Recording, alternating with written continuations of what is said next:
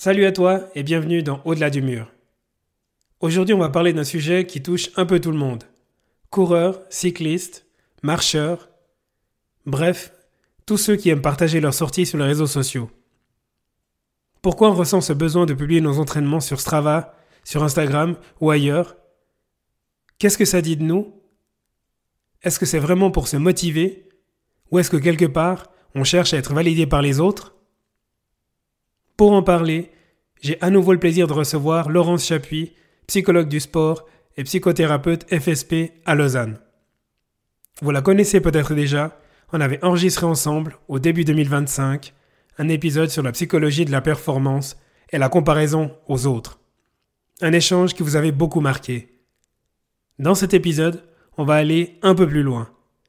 On va explorer ensemble cette frontière entre motivation et validation sociale, entre plaisir et pression, et réfléchir à la manière dont les réseaux sociaux influencent notre rapport au sport et à nous-mêmes.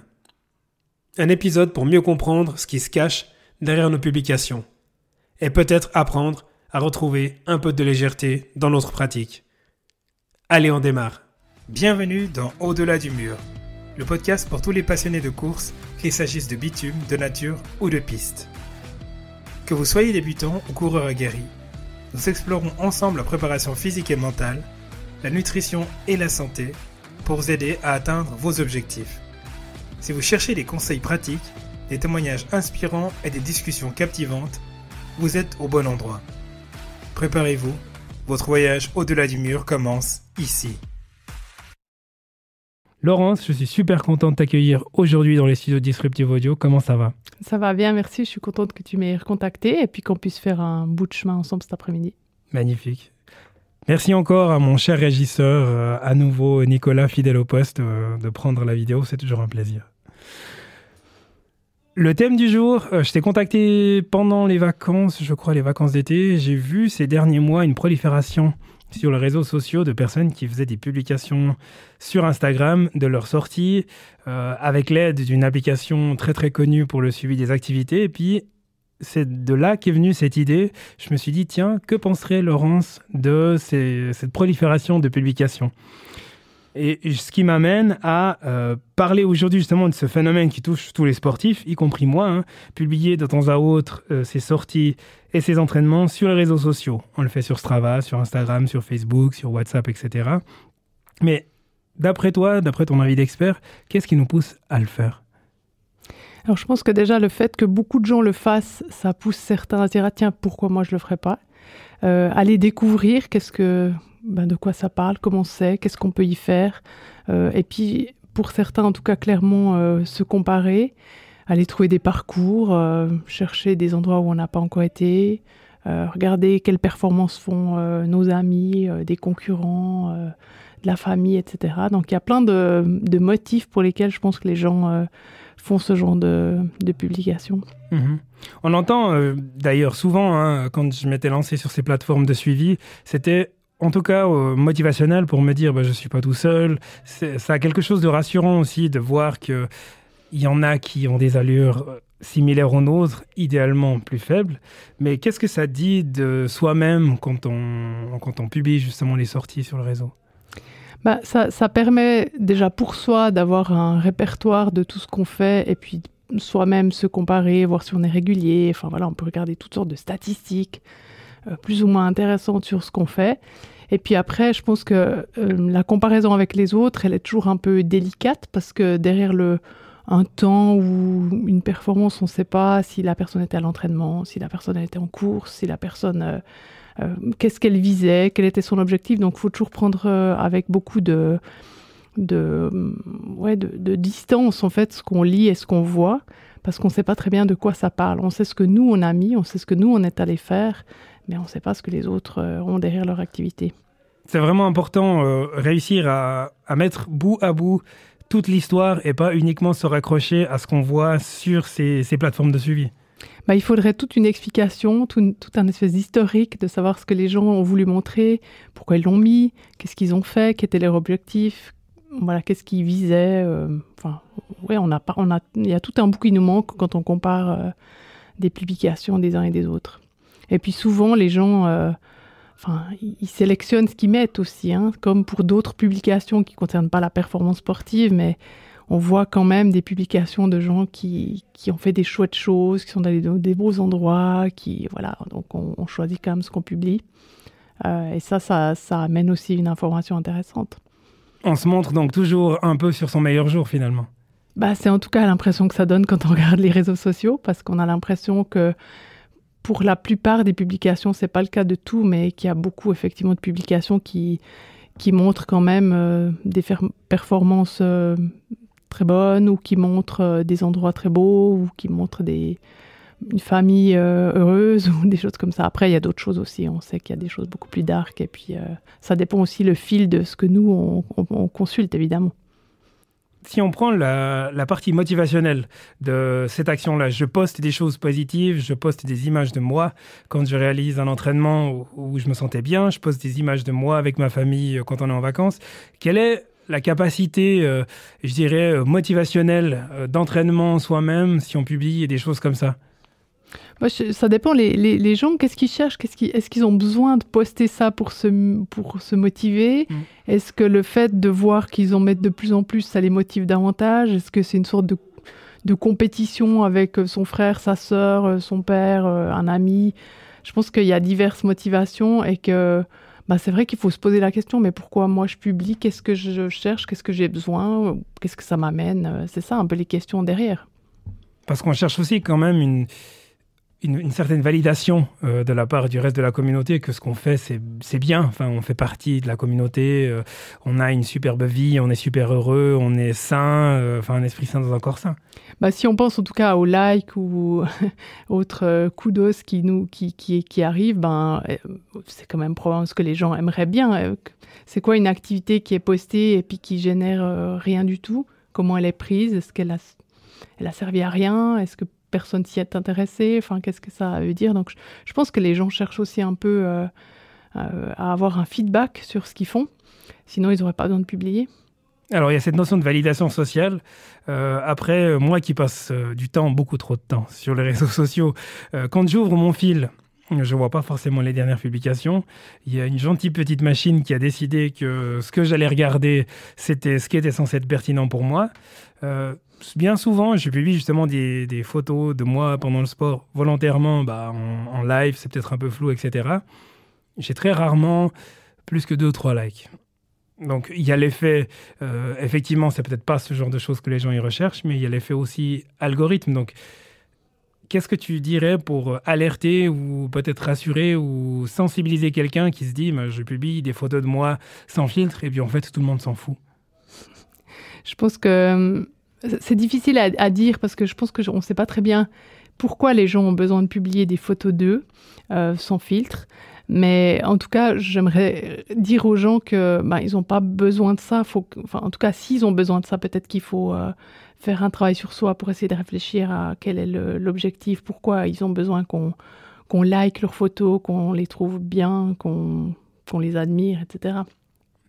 Et le côté pervers de ce genre de publication-là, parce qu'il y a un côté positif qui peut être motivationnel, ou peut-être qu'on se dit qu'on va rentrer dans le cercle vertueux, c'est peut-être justement de se retrouver enfermé dans ce cercle infernal. On se dit, je vais me lancer dans la course à la publication pour avoir le plus de likes possible. Peut-être qu'il y a des gens qui se lancent dans cette course pour avoir des likes. Peut-être qu'il y en a qui se disent, c'est la seule façon pour moi de tenir un objectif. Il y a aussi des propositions de défis. Il y a des défis les uns avec les autres, les uns contre les autres, contre soi-même. Donc, il y a plein de choses qui sont proposées qui permettent certainement de motiver certaines à faire davantage de sport. Pourquoi pas? C'est peut-être une bonne idée. Mais après, je pense que la motivation, celle qui est la plus forte, c'est quand même cette motivation intrinsèque. Pourquoi on fait les choses pour soi-même? Qu'est-ce que ça nous apporte à nous? Et pas ces motivations qu'on appelle extrinsèques, qui sont de recevoir de l'argent ou des likes ou des commentaires positifs de l'extérieur. Donc, je pense que c'est bien que les gens se posent la question de quelle est leur motivation à faire du sport. c'est intéressant que tu parles de motivation extrinsèque parce qu'il y a 20 ans, il n'y avait pas Instagram, il n'y avait pas Facebook. Et puis, on constate quand même qu'il y a une augmentation des personnes qui pratiquent la course à pied, les sports d'endurance, etc. Alors, quantifier exactement combien de pourcents proviennent des réseaux sociaux, je ne sais pas.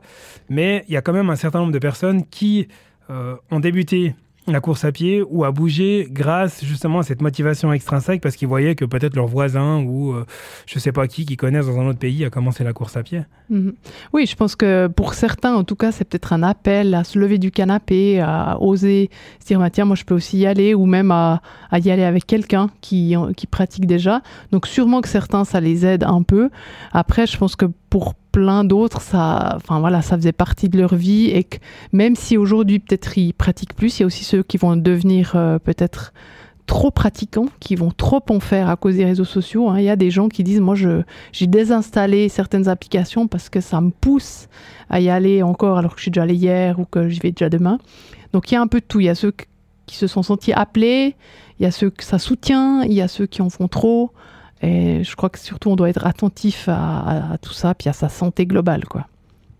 Le marqueur potentiel qui pourrait nous indiquer qu'on en fait peut-être un peu trop, ça serait quoi pour toi le plus simple à identifier ? Bon, la fatigue, mais après, la fatigue, elle a de multiples facteurs, donc il faut encore arriver à savoir si est-ce qu'on dort assez, est-ce qu'on travaille trop, est-ce qu'on court trop, enfin, c'est quoi la raison de notre fatigue. Des blessures, ça c'est sûr que, je veux dire, si on pratique trop, il y a des risques de blessures, de tout type. Et puis, une sorte de lassitude, de besoin d'y aller, mais de lassitude à la fois, de se dire, j'ai pas envie, mais il faut que j'y aille. Puis après, il y a d'autres catégories de troubles, comme des gens qui font beaucoup de sport pour gérer un trouble alimentaire, donc qui mangent, mais qui vont faire du sport pour brûler des calories. Donc, il y a plein de facteurs différents. Je me rends compte qu'on a beaucoup parlé de réseaux sociaux aujourd'hui. Il y a 20 ans, nos discussions n'auraient pas tourné autour des réseaux sociaux parce qu'ils n'existaient pas. Donc, dans 20 ans, ça sera quoi le prochain endroit, d'après toi, où les gens ils vont se taper un peu la comparaison ? J'ai de la peine à répondre. Je pense que ça va continuer à être sur des écrans, en tout cas, parce que je crois que les écrans prennent de plus en plus de place dans nos vies et puis que ça va continuer à être là-dessus. Mais j'ai de la peine à imaginer à quoi ça ressemblerait. J'ai l'impression que c'est de plus en plus compliqué en fait de mettre des limites à ce qui est proposé. Même si on a envie d'essayer de résister, on se dit ah non mais quand même, ce serait bien que j'aille voir. Et puis aujourd'hui, moi j'entends des gens qui effectivement se coupent par moment des réseaux sociaux parce que c'est trop. Enfin c'est quelque chose qui semble être assez difficile à gérer pour beaucoup de monde, hein, pas du tout que pour des gens qui seraient addicts à leur écran. Si j'entends ce que tu dis, je prends ça presque comme une bonne nouvelle parce que ça veut dire que si on se projette dans 20 ans, les écrans seront toujours là. Mais à mon avis, les moyens de contrôler ou de réguler ou de modérer, ils auront quand même aussi évolué. Et là, on est clairement en retard et puis on essaie de rattraper un peu le retard, notamment par exemple avec les enfants qui ont une surabondance d'écran. J'imagine que dans quelques années, on va quand même se rendre compte que c'était pas fantastique de leur mettre la télé à 5h du mat ou de leur donner la tablette à n'importe quel moment de la journée. Oui, j'espère qu'on est sur ce chemin-là, de se rendre compte et puis de se dire ok, il faut vraiment qu'on travaille à ce que ça aille moins loin. Après, il y a des pressions énormes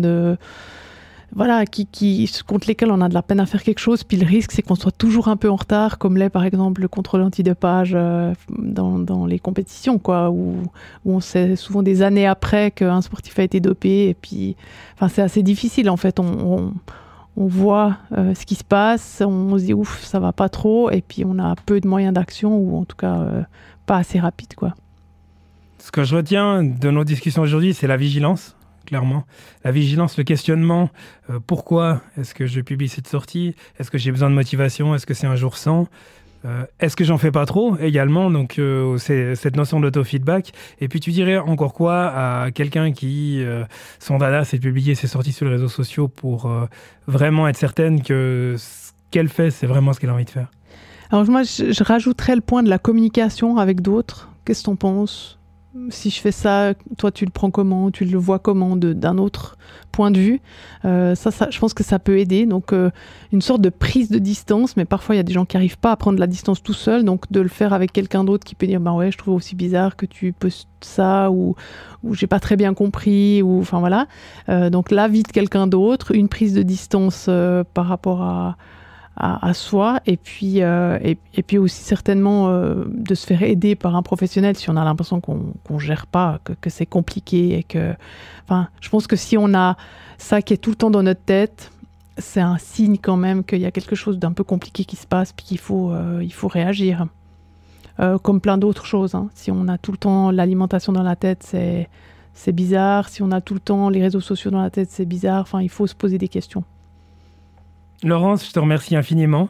Je rappelle que tu es psychologue du sport FSP à Lausanne, donc. Et puis, tu accompagnes les coureurs, les sportifs d'élite, mais également les populaires. Merci encore d'avoir pris le temps cet après-midi de venir discuter avec moi. Avec grand plaisir. À bientôt. À bientôt. Merci d'avoir écouté cet épisode d'Au-delà du mur. Si le sujet vous a inspiré ou intrigué, n'oubliez pas de vous abonner pour ne rien manquer des prochains épisodes. Rejoignez notre communauté sur les réseaux sociaux et partagez vos réflexions avec nous. Je serai ravi d'entendre ce que vous avez pensé de cet épisode. Et si vous avez aimé, pensez à laisser un avis 5 étoiles sur votre plateforme d'écoute préférée. Ça m'aide énormément à faire grandir la communauté d'Au-delà du mur. À très bientôt pour une nouvelle exploration de l'autre côté du mur.